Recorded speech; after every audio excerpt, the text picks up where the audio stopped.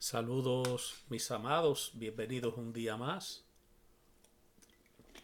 a nuestro canal de YouTube. Esta es una nueva sección que vamos a implementar dentro del canal para hablar de los personajes de la Biblia y de la historia, ¿no? Así que bienvenidos. El primer personaje que vamos a tratar, no vamos a hacerlo muy extenso, vamos a dar la información disponible a nuestra mano. Y hoy vamos a ver la persona de Abraham, su vida y parte de su historia. Abraham es el primero de los patriarcas de Israel y es la raíz de la genealogía del pueblo hebreo. Una de las figuras más relevantes de la historia religiosa del mundo. Eslabón entre la gentilidad idolátrica y el pueblo de Israel creyente en la revelación natural del único Dios verdadero.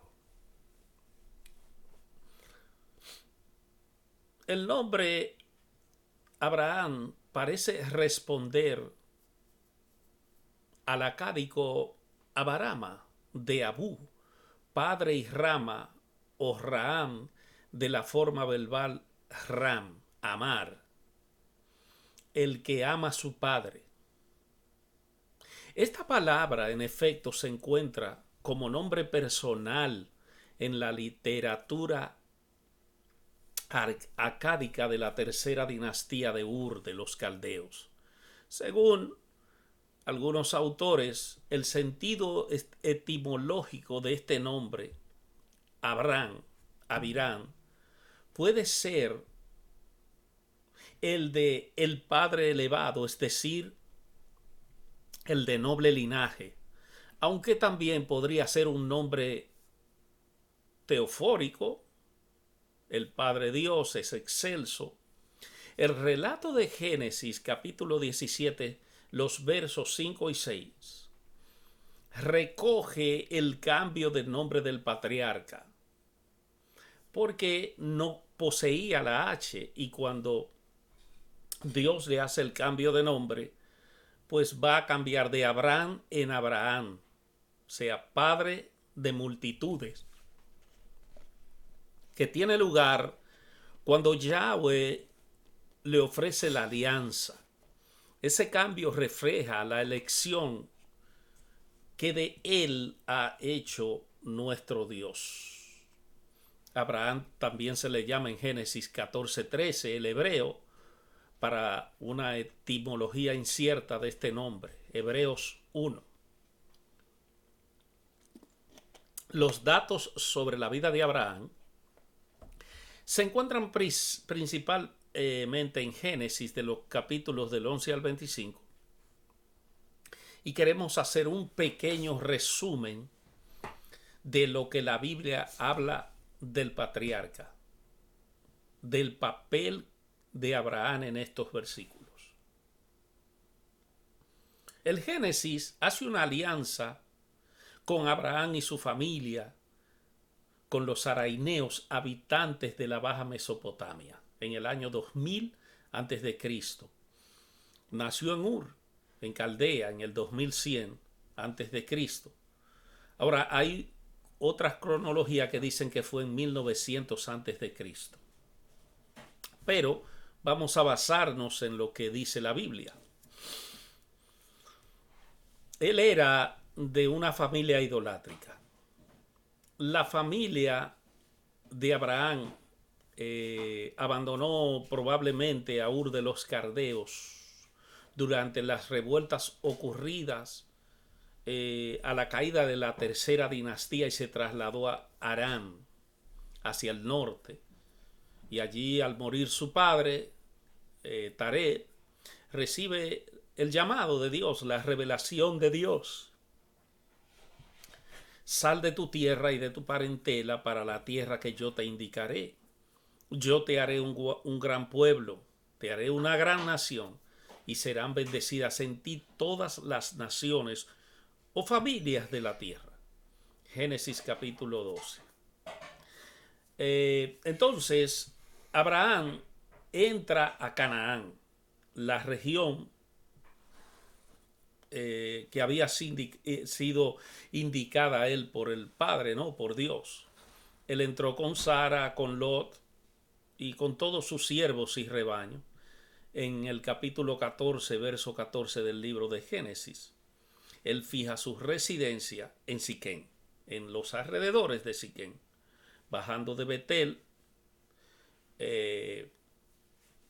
y cambiando de lugar según las costumbres de los seminómadas. A causa del hambre en aquella región, él decide descender a Egipto, donde Dios lo protege visiblemente junto con Sara. ¿De qué los protegió? Bueno, allí había una fuerte corrupción en ese tiempo. Entonces, cuando él sale de allí, de Egipto, él regresa enriquecido a Canaán. Y para evitar la lucha entre sus pastores y los de Lot, se espera que su sobrino le invite a que elija la región que prefiera, y Lot tomó, como ustedes saben, la decisión de ir a Sodoma y a Gomorra. Y Abraham decide establecerse en Hebrón, junto al encinar de Manré, donde él inmediatamente procura levantar un altar a Dios. Después de esta separación, tropas procedentes de Mesopotamia atacan los ejércitos de la Pentápolis. Además del botín, se llevaron a Lot. Pentápolis quiere decir un lugar que tiene 5 ciudades, por si acaso, mis amados, para que los entendamos. Se llevaron a Lot y a su familia como rehenes. Esto se lo informaron a Abraham. Abraham los persigue con sus 300 siervos y sorprende a todos y logra recuperar todo lo que se habían llevado. Inmediatamente al regresar, Melquisedec, rey de Salem o Jerusalén, sale al encuentro del vencedor, presentando a los combatientes pan y vino que antes ofrece al Dios Altísimo.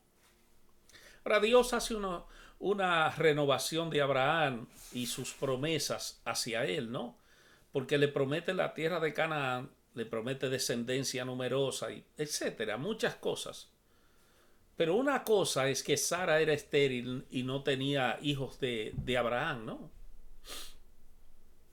Y entonces nosotros vemos también que está falta de fe en el Dios Todopoderoso, y le entrega a Agar como esclava suya con el fin de que tenga ella un hijo que, según el derecho de la época, era considerado como hijo de la ama, o sea, de la que estaba por encima de la servidumbre, cosa que también existía anteriormente. Lo podemos encontrar si tenemos una copia por ahí del código de Hammurabi o Hammurabi. Así nace Ismael, pero este no es el elegido de Dios para realizar sus designios salvadores a la humanidad, sino el hijo que nacerá más tarde de la estéril Sara. Yahweh concreta su promesa a Abraham con un pacto solemne, una alianza, en el que él empeña su santidad y su omnipotencia en una visión, y le dice a Abraham que no tema, ya que él es su escudo, su protector, y que él recompensa a los obedientes y que a él los recompensará de una manera muy grande. Abraham descuartiza una ternera, 2 cabritos, pone sus respectivas mitades una frente a la otra como costumbre, pero y un fuego del cielo los consume. Es sacrificio que se ratifica en el pacto como señal exterior del comportamiento, y se establece la circuncisión. Dios descubre a Abraham o le revela la inminente destrucción de Sodoma y Gomorra que venía a causa de los graves pecados de sus habitantes. En atención a la plegaria de Dios a Abraham, salva a Lot y a sus hijas, mientras que toda la comarca rica en betún y azufre se incendia a consecuencia de una erupción y se hunde y queda sumergida bajo las aguas del Mar Muerto. La mujer de Lot se detiene en su huida y queda convertida en una estatua de sal, hecho para el cual muchos buscan una explicación natural diciendo que fue alcanzada por las emanaciones del azufre, muere y su cadáver fue descubriéndose de incrustaciones salinas, de ahí que el aspecto de la estatua de sal. El mundo nunca va a entender, pero así es que nuestro Dios ha trabajado durante toda la historia. Amén. Pasa de Manre al Negev, siendo ya un anciano. Entonces Sara da a luz al hijo prometido Isaac, heredero de las promesas divinas. Entonces Dios procede a probar la fe de Abraham y ordena que inmole a Isaac, o sea, que lo sacrifique. Aquí Abraham se pone en obediencia y cuando está a punto de sacrificarlo, un ángel le detiene al lado y se encuentra él con un carnero que le servirá para sacrificio.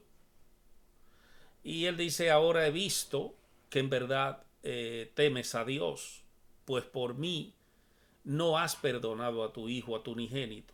Así que en tu descendencia serán bendecidos todos los pueblos de la tierra. Luego, lo que procede, después de varios años, es la muerte de Sara en Hebrón.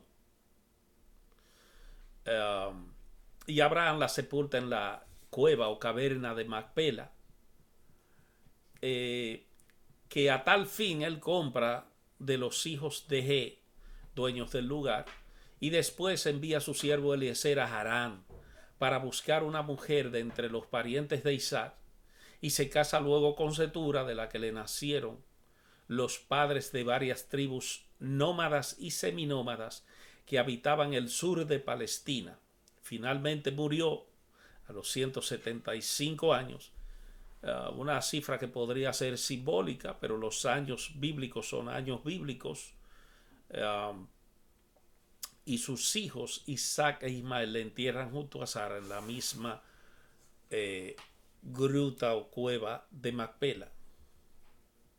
El tema de las fuentes del texto del Génesis es un tema conocido desde antiguo, ya que entre la época en que ocurrieron los hechos que aquí hemos narrado, la vida de Abraham y los otros patriarcas, y la consolidación de Israel bajo Moisés, ocurre en un periodo de más de 400 años. En ese periodo no consta que se redactaran documentos escritos, porque la vida de Abraham y los patriarcas sería narrada probablemente solo por tradición oral. Diversos críticos del siglo XIX, enfocado con las escuelas históricas racionales, sostuvieron la tesis de que el Pentateuco, tal y como nos ha llegado a nosotros,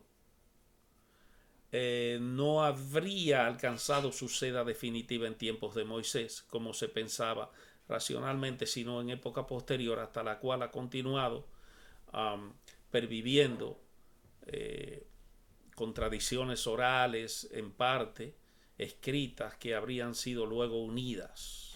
Amén. Pero nosotros por fe tenemos que creer todo lo que dice la Escritura. Las tradiciones escriben sobre la historia de Abraham, habiendo sido ya trazada una visión de conjunto de lo que el texto bíblico nos dice sobre Abraham.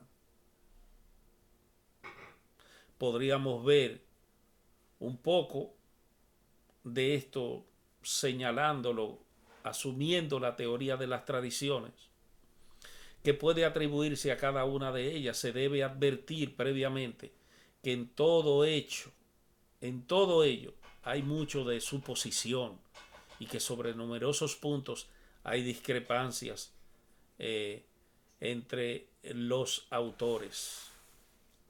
Toda la historia de Abraham gira en torno a dos capítulos: su vida de migrante en busca de una tierra definitiva, su deseo de una descendencia que lo perpetúe. Y ambas cuestiones capitales de tierra y descendencia son objeto de promesas divinas por parte de Dios a Abraham. Esto es lo que da a la historia dimensiones teológicas. La penetran de tal manera que no es posible entenderla si se la desnuda de ellas. El sentido de la figura de Abraham como patriarca, tal como la tradición bíblica la diseña, radica en la consecución de esos dos objetivos. Precisamente cuando somos objeto de promesa, la historia señala obstáculos que dificultan o hacen humanamente imposible la llegada del hombre a la meta. Ancianidad y esterilidad de la esposa, una solución solo aparente y momentánea en el hijo de la esclava, los cananeos en posición firme del país, Abraham pasa en condición de extranjero toda su vida, pero todo ello sirve para avivar la tensión de la esperanza y para mostrar que es Dios quien abre todas las puertas. Hasta aquí podemos el día de hoy traer sobre el patriarca Abraham, el padre de la fe, para nosotros los cristianos y para otras religiones. Así que esperamos que le guste y que usted solo tome esto para seguir investigando sobre este gran hombre de la historia que es el padre de la fe, Abraham. Dios te bendiga. Muchas gracias.